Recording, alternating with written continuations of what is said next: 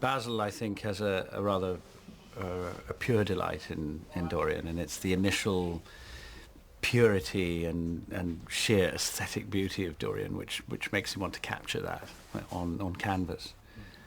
Henry's fascinated with it in a different way. He wants to mess with it. He wants to disrupt it. He does it, I think, in my mind, he does it initially just to tease Basil and to provoke him with this newfound joy of his. But as time goes on, for all sorts of rather tangled motives, he wants to break it down. He wants to see this sort of phenomenon of beauty tarnished in some way. So he destroys Dorian completely, really. I mean, he doesn't see that to its conclusion, because he sets Dorian on a path where he'll destroy himself. But it's definitely Henry that initiates that process, and I think there must be some bitterness of the world.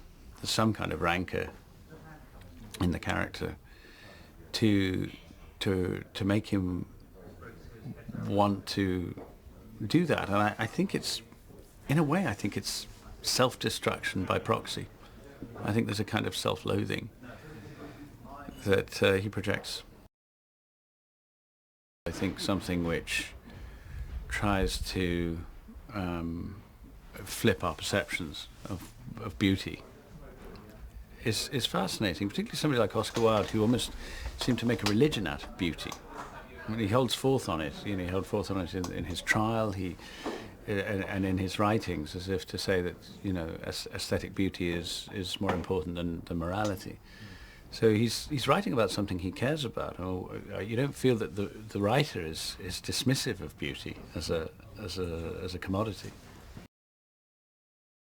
I am drawn to characters that are hard to pin down. I mean, I play plenty of characters. You can pin them down according to their Englishness. It's what tends to happen with them. He's English, or he's repressed, or he's patrician or something. But I'm talking about what actually motivates this man. It's very, very, very hard to actually put your finger on. I mean, the minute I'm made up to look a certain way, I think it immediately has a bearing on how I hold myself and how fast or slow. I mean, Ben's noticed it all the time. He has this. When as soon as he sees me with the bald wig on, he wants to help me to my chair and give me some medication and change my colostomy bag. But there's definitely something different going on in terms of the work. I mean, he can't help patronising me when I'm old, which says something very unattractive about him as a person, I have to say. I always believe that, when you're playing older, it's to do with the way your eyes see the world. It's not to do with how many wrinkles you've got. It's seeing the world as if you've seen it before.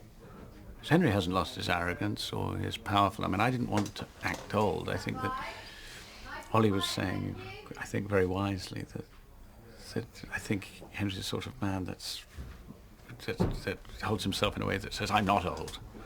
And but there's a huge power shift when Dorian comes back, of course, for all the obvious reasons. Well, I think he wasn't someone who was in love with the status quo or the establishment. He seemed to be excited by new and different forms. So I think he would have been very drawn to cinema.